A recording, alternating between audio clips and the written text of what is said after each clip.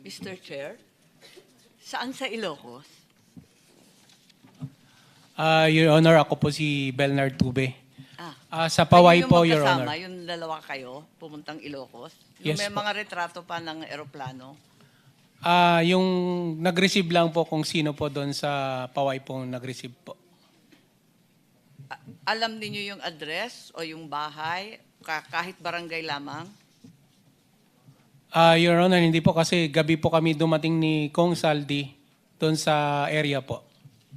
Pero kasama ko po si Kong Saldi. Alam niya po yung kung ano po yung exact address nun.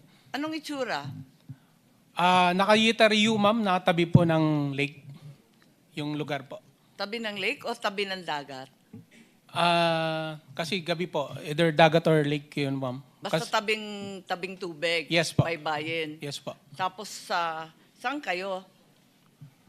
Doon ma'am sa letter U na bahay ma'am kasi nakikita ko po yung mga picture nung ni dating president po na si Marcos din po. May picture din po sila ng family din po. Then yung room po may mga yung telepono po kasi may mga pangalan po ng mga anak niya at saka ni So nakapasok pala kayo? Yes po. I see.